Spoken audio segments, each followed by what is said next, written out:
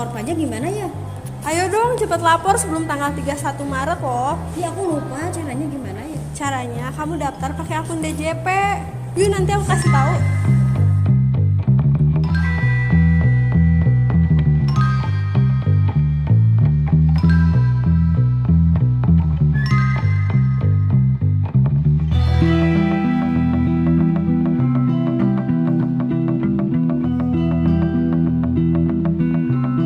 Jadi gimana nih, Del, lapor SPT tuh?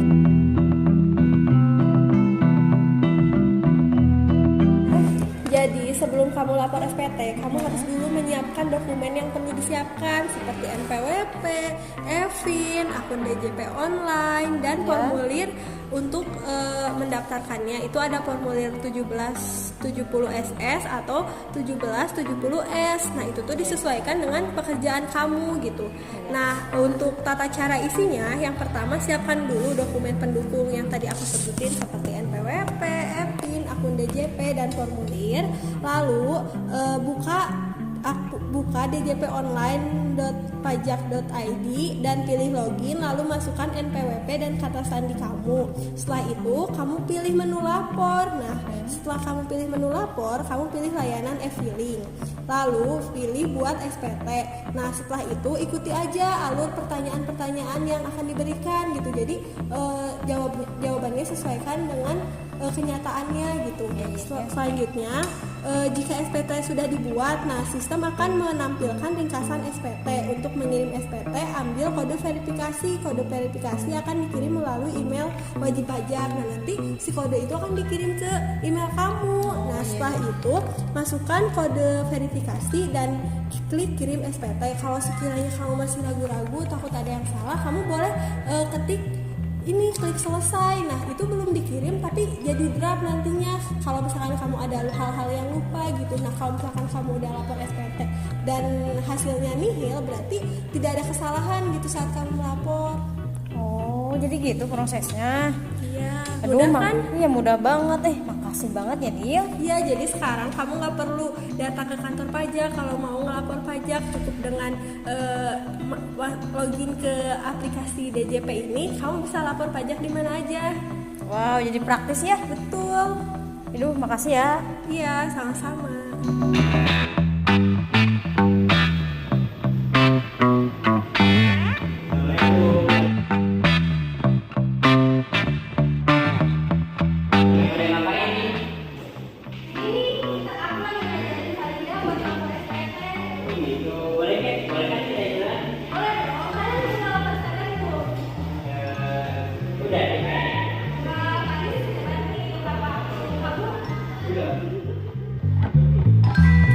Oh iya, kan kita tuh lagi bahas soal lapor SPT. Nah, lapor SPT itu salah satunya kita bisa di akun DJP online. Nah, akun DJP online ini tuh merupakan suatu aplikasi yang dikeluarkan oleh pemerintah untuk mempermudah kita dalam membayar pajak gitu. Jadi, DJP online ini tuh merupakan suatu langkah governance digital gitu dari pemerintah. Nah, adapun kan banyak ya relasi dari e-government itu, salah satunya adalah government to citizen. Nah, government to citizen ini merupakan penyampaian informasi pelayanan publik oleh pemerintah kepada masyarakat dengan menggunakan teknologi informasi. Government to citizen ini memungkinkan masyarakat untuk mempermudah dan bertukar informasi dengan pemerintah. Selain itu juga government to citizen ini memiliki tujuan agar pemerintah lebih dekat gitu dengan masyarakat karena berkomunikasi secara langsung walaupun via online gitu.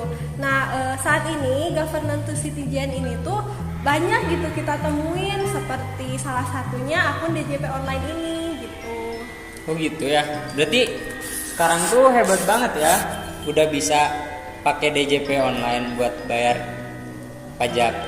Iya, jadi kita bisa dapat pelayanan dengan mudah di mana aja gitu. Jadi pemerintah itu sudah memfasilitasi kita gitu. Jadi website DJP ini tuh merupakan website yang dikeluarkan oleh pemerintah melalui Kementerian Keuangan untuk mempermudah pelayanan kepada kita gitu sebagai masyarakat dalam melaporkan pajak. Iya, aku juga tahu itu fungsi DJP online itu untuk mempermudah masyarakat membayar pajak kayak gitu kan melalui metode e-filing atau e-billing pajak secara online ya kayak gitu. Iya betul. Sigil, kekurangan dan kelebihan dari aplikasi DJP ini. Tentu aja ada sih. Nah kalau misalkan kelebihan itu, selain tadi fungsinya untuk melaporkan pajak, nah jadi kelebihan dari si DJP online ini tuh untuk melakukan aktivasi e-PIN secara online dan mudah. Jadi kita kalau kita belum punya akun DJP nih kan kita harus punya e-PIN-nya dulu. Kita harus aktivasi dulu. Nah jadi sekarang tuh kita nggak perlu jauh-jauh datang ke kantor KPP gitu, ke pajak gitu. Jadi sekarang udah bisa daftar e-PIN gitu melalui akun DJP online ini. Nah, selain itu juga dapat melakukan pengisian SPT secara online gitu, betul yang tadi kata Fahri gitu. Jadi kita dapat melakukan pelaporan pajak di mana saja gitu dan kapan saja. Nah, selain itu juga mempermudah dalam membuat bukti penerimaan elektronik atau nomor tanda terima elektronik dan dapat dijamin gitu keabsahannya. Selain itu juga jadi intinya si kelebihannya tuh lebih fleksibel gitu dalam kita membayar mau melapor pajak, membayar pajak, jadi dapat dilakukan di mana saja gitu. Jadi bisa di mana saja gitu ya. Wah, di praktis ya. Betul. Tapi di samping itu juga selain ada kelebihannya, ini juga DJP ini juga ada kekurangannya. Karena kan di Indonesia ini e-government belum merata ya, masih banyak orang yang awam akan teknologi. Maka dari itu di DJP ini masih ada kekurangan, yaitu salah satunya dari si masyarakatnya sendiri belum memahami betul tentang DJP ini sendiri. Jadi mereka tuh bingung bagaimana cara mengakses DJP online ini. Terus banyak kesalahan dalam mengisi formulir. Mungkin itu kekurangan yang seharusnya menjadi PR bagi pemerintah, bagaimana cara DJP ini bisa efektif gitu dalam menangani masalah pajak ini. Mungkin kalau dari kekurangan tadi kayak masyarakatnya kurang mengerti gitu dengan fitur-fitur yang ada, mungkin hal yang bisa dilakukan oleh pemerintah gitu bisa dilakukan dengan edukasi dan sosialisasi mengenai aplikasi ini gitu. Jadi diperlukan gitu pemerintah tuh membuat edukasi dan sosialisasi mengenai akun DJP ini agar si DJP ini tuh dapat berjalan sesuai dengan fungsinya gitu. Ya betul banget tuh kayak gitu. Nah kan tadi udah dijelasin tuh salah satu contoh e-government yang diterapin di Indonesia, salah satunya itu kan DJP yang tadi.